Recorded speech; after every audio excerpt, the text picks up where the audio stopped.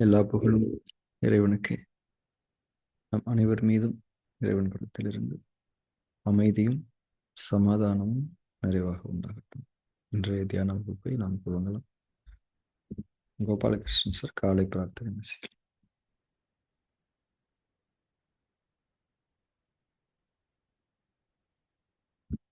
உங்க உங்க மைக்கை வந்து ஓபன் பண்ணிடுங்க சார்.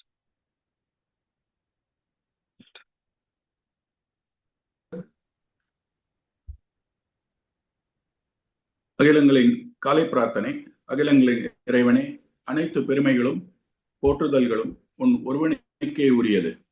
அனைத்தின் ஆதாரமும் நீ, அனைத்தின் தொடக்கமும் நீ, அனைத்து முடிவுகளும் உன்னிடமே. உன்னுடைய அருட்குடையாம் இந்த நாளை உன்னுடைய திருப்பெயரால் நான் தொடங்குகின்றேன்.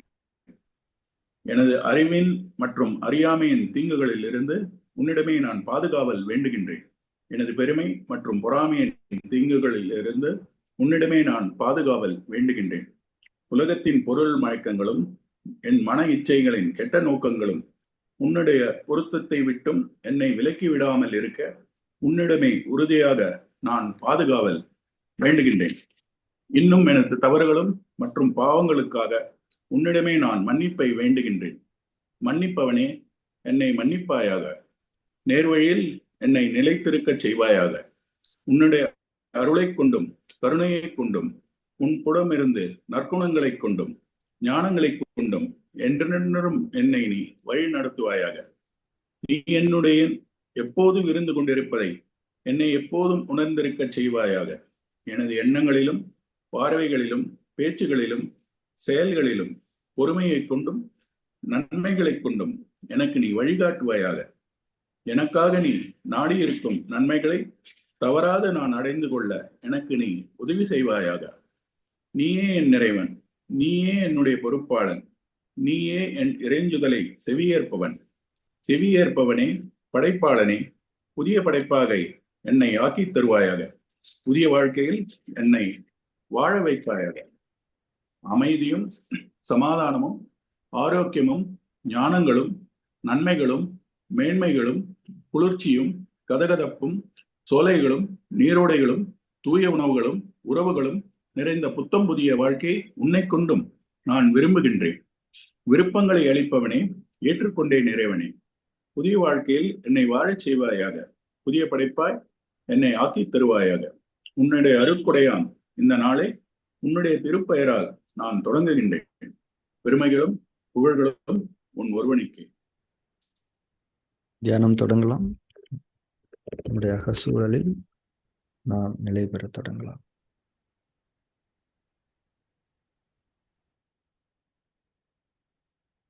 புற சூழலில் இருந்து விலகி இருக்கின்றோம். நம்முடைய அக உலகத்துக்குள் நாம் நுழைந்திருக்கின்றோம். அக உலகம் என்பது நமக்கான உலகம். நம்முடைய இறைவனும் நாமும் உணர்வோடும் விருப்பத்தோடும் அகசூழலில் நிலைத்திருந்து கண்கள் மூடப்பட்டிருப்பதன் மீது கவனம் செலுத்துங்கள்.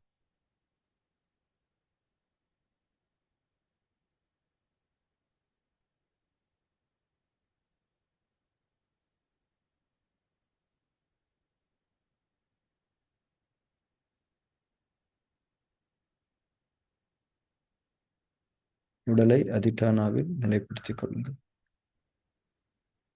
இறுக்கங்கள் ஏதும் இல்லாத முற்றிலும் தளர்வான உடலின் ஒவ்வொரு பாகமும் தளர்வை அடைந்து அசைவற்ற நிலையில் உடலை நிலைநிறுத்தி இருப்பது அதிட்டானாகும். சரியான தன்மையில் அதிட்டானாவை மேற்கொள்ளும்.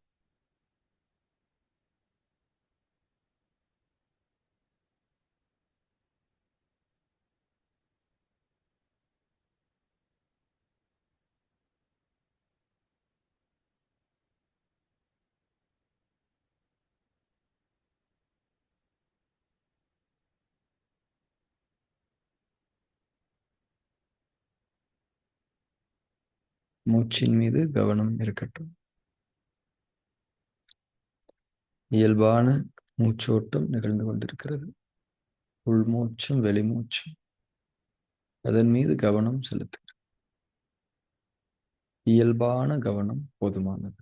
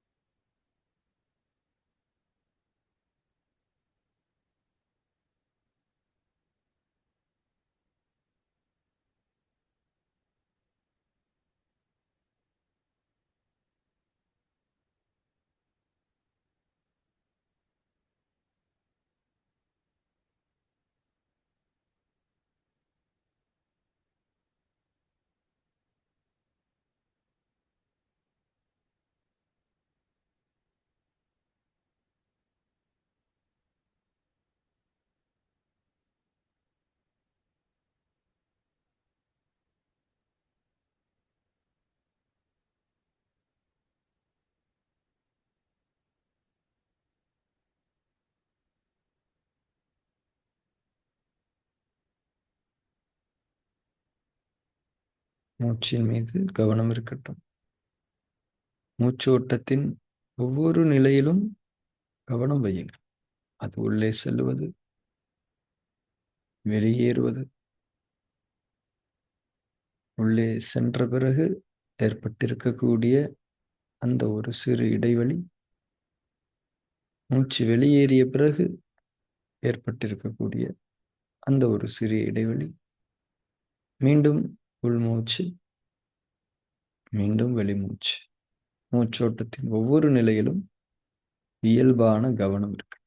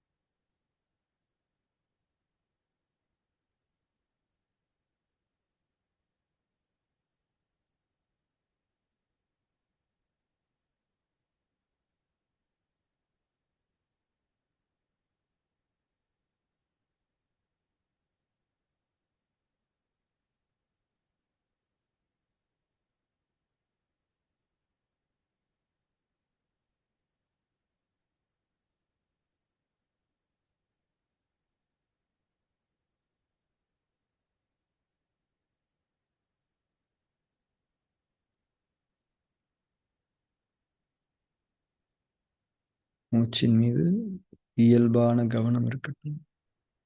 கவனத்தோடு உணர்வும் கொள்ளுங்கள். மூச்சு நமக்கு கொடுக்கப்படுகிறது. மூச்சு என்பது உயிர். உயிர் நமக்கு கொடுக்கப்படுகிறது. இந்த நிமிடம், இந்த நொடி பலருக்கு இந்த உயிர் நிறுத்தப்பட்டிருக்கிறது. கொடுப்பது நமக்கு கொடுக்கப்பட்டு கொண்டிருக்கிறது. கொடுப்பது இறைவன். நமக்காக பிரத்யேகமாக இந்த உயிரை படைத்து நம்மீது கவனம் வைத்து இறைவன் கொடுத்து கொண்டிருக்கின்றான் என்ற உணர்வு ஒவ்வொரு உள்மூச்சினோடும் இருக்க வேண்டும்.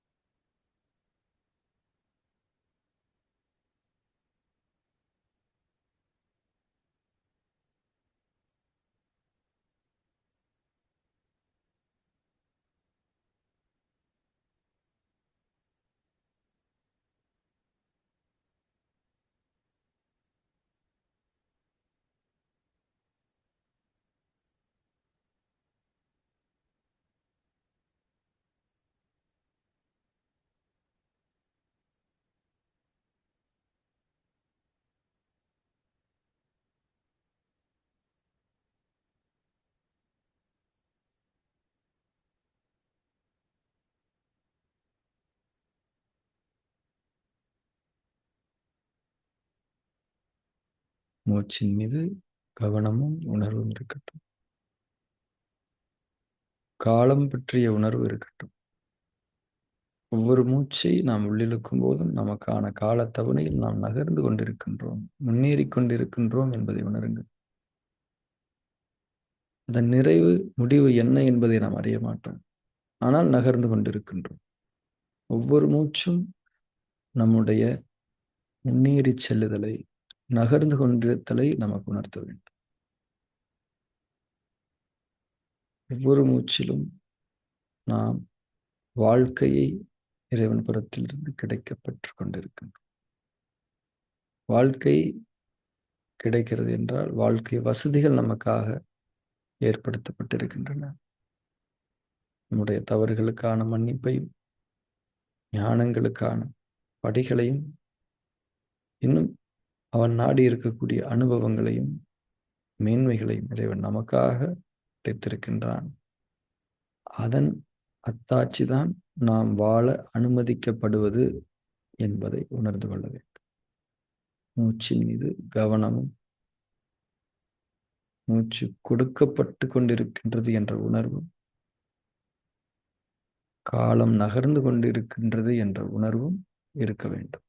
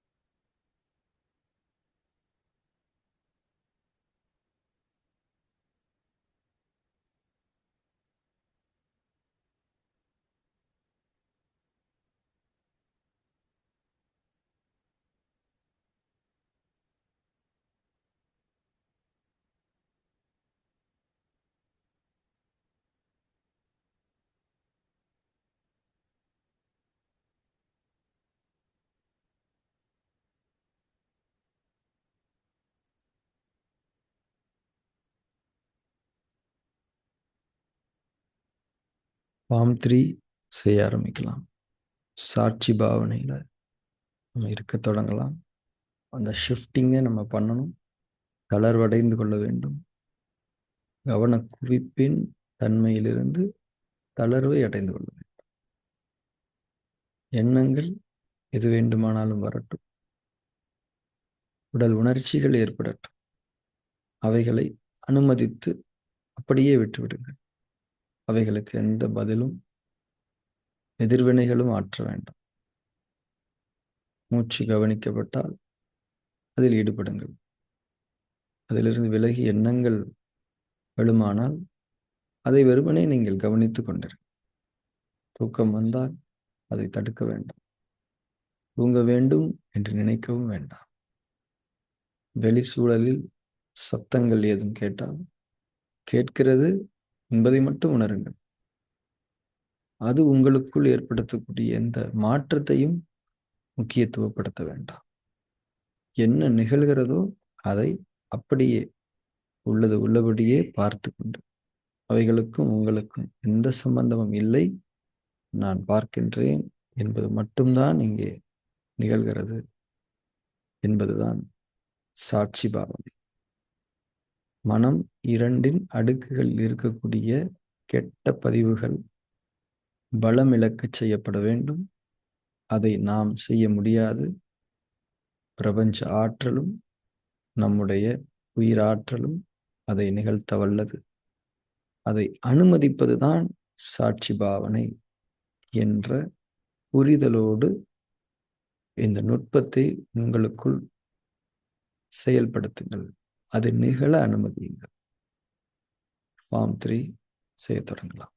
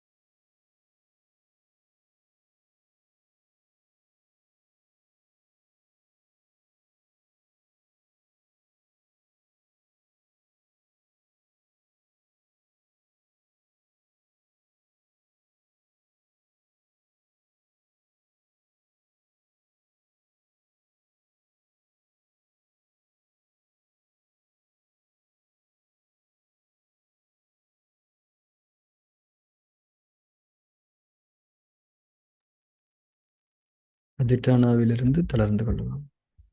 தியானத்தில் தொடர்ந்திருக்கலாம்.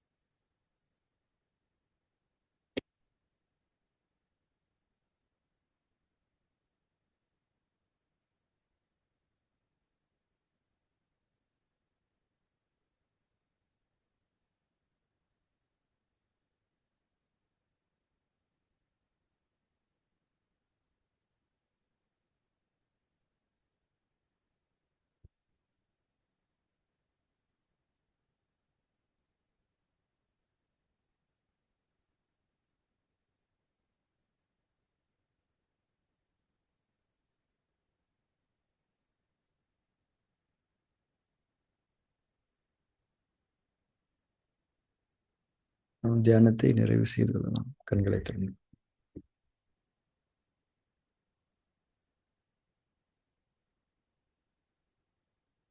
அக்குபஞ்சர் மருத்துவத்தில் நம்ம படிச்சிருக்கிறோம்.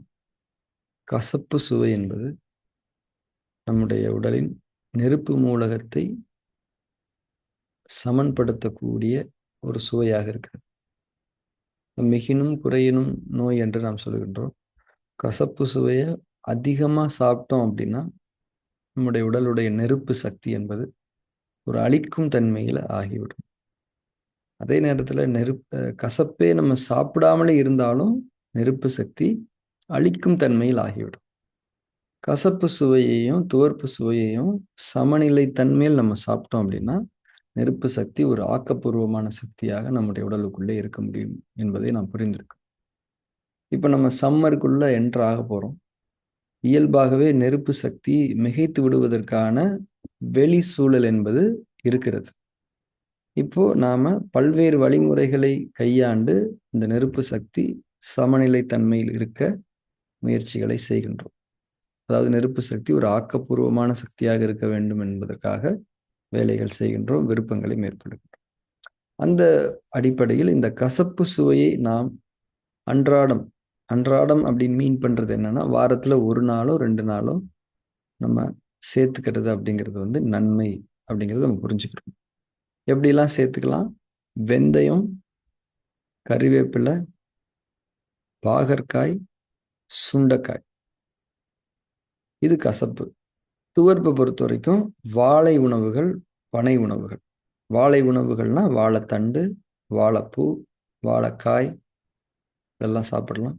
பனை உணவுகள் என்று வருகிற போது நொங்கு சாப்பிடலாம். நொங்கு என்பது அந்த நொங்கினுடைய தோல் இருக்கு இல்லையா, அதெல்லாமே துவர்ப்பு சுவைக்கு ஒரு பர்ஃபெக்ட் எக்ஸாம்பிள். ஸோ இந்த உணவுகளை நம்ம அன்றாடம் சேர்க்கறதுக்கான வழிமுறைகளை செய்யணும். எப்படிலாம் செய்யலாம்? வாரத்தில் ஒரு நாள் வெந்தய பொடி சாப்பிடலாம். வெந்தயத்தை லேசாக வறுத்து பவுடர் பண்ணி வீட்டில் வச்சுக்கோங்க. ஒரு 1/2 ஸ்பூன் வெந்தய பொடி எடுத்து வாயில் போட்டு ஒரு 30 செகண்ட் அந்த சலைவால் மிக்ஸ் பண்ணிவிட்டு தண்ணி குடித்து முழுங்கிடலாம். அந்த கசப்பு சுவை வாரத்தில் ஒரு நாள் எடுத்துக்கலாம். வாரத்தில் ஒரு நாள் பாவக்காயோ சுண்டைக்காயோ எடுத்துக்கலாம். பாவக்காயை எப்படியெல்லாம் உங்களுக்கு சமைச்சா பிடிக்குமோ அப்படி சமைச்சு சாப்பிட்டுக்கோங்க. பாவக்காய் சிப்ஸ் மட்டும் போட்டுறாதீங்க. சரி. இந்த சுண்டைக்காயை பொறுத்த வரைக்கும் நம்ம புளி குழம்பு மாதிரி வச்சுருவோம்.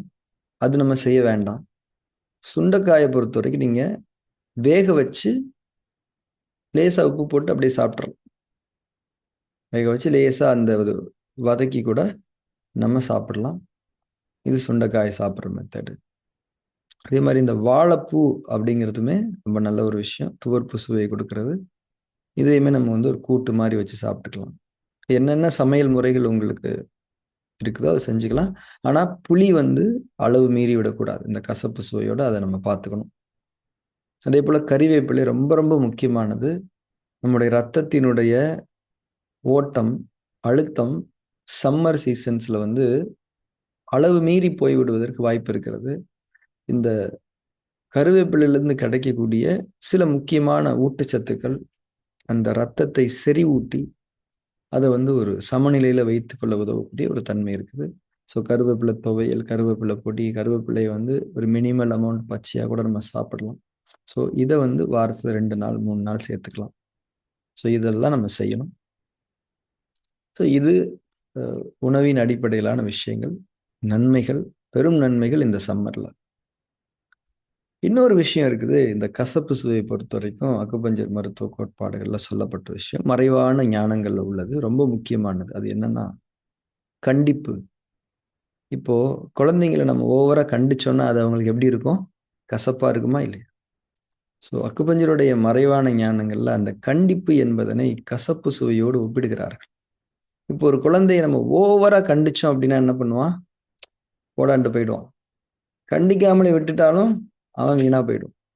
அப்ப எப்படி நம்ம கசப்பு துவர்ப்பு சுவைகள்ல வந்து ஒரு பேலன்ஸை கடைபிடிக்கிறோமோ அந்த மாதிரி நம்மை சார்ந்தவர்களிடம், அதாவது நம்முடைய வழிகாட்டல் யாருக்கு அவசியமாக இருக்கிறதோ அவர்களுக்கு நாம் சமநிலைத்தன்மையுடன் கூடிய கண்டிப்பை வெளிப்படுத்த வேண்டும் என்பதை நாம் புரிந்து கொள்ள வேண்டும். இப்போ உடனே நம்ம பசங்க இன்னைக்கு காலிடா, இன்னைக்கு அவங்கள பிடிச்சி உட்கார வச்சு அட்வைஸ் பண்ணி சமநிலைத்தன்மையோட கண்டிப்பை வெளிப்படுத்துறோம் அப்படின்னு முடிவு பண்ணலாம். நன்மை. அவங்களுக்கு நிறைய வாழ்வியல் நெறிமுறைகளை சொல்லணும், தகவலா சொல்லிக்கிட்டே இருக்கணும். கேட்குறாங்களோ கேட்கலையோ சொல்லிக்கிட்டே இருக்கணும். ரொம்ப முக்கியமா கண்டிப்பு செய்யப்பட வேண்டிய ஒருத்தர் யார் அப்படின்னா நம்ம மனம் 2 தான். அவர்கிட்ட நம்ம கொஞ்சம் கண்டிப்பா இருக்கிறது தப்பு இல்லை. ரொம்ப முக்கியமான ஒரு விஷயம். அதாவது பொதுவா சொல்லுவாங்க, உங்கள் மேல நீங்கள் திருப்தி கொண்டீர்கள் என்றால் உங்கள் மீது இறைவன் திருப்தி கொண்டிருக்கின்றான் என்பதுதான் அர்த்தம். ஏன்னா உங்களுக்குள்ள இறைவன் இருக்கிறான். மனசாட்சி இறைவனுடைய செய்தியை நமக்கு அறிவித்து கொண்டே இருக்கிறது. இப்ப நம்ம வாழ்வியல் நெறிமுறைகளை எல்லாம் ஒழுங்கா கடைபிடிச்சு, உணவு வழிமுறைகள் எல்லாம் ஒரு ஒழுங்கை கடைபிடித்து, தூக்க நெறிகள்ல ஒரு ஒழுங்கு கடைபிடிக்கப்படும் போது நமக்குள்ள ஒரு திருப்தி உணர்வு இருக்கும். நம்ம மேல நம்ம திருப்தி கொண்ட ஒரு தன்மை இருக்கும். நம்ம இதெல்லாம் செய்யாட்டி கூட நம்ம மேல நமக்கு ஒரு கோபம் இருக்கும், ஒரு அதிருப்தி இருக்கும். வெளிக்காட்டிக்க மாட்டோம். ஆனா நமக்குள்ள அது உயிரோட்டமா இருக்கும்.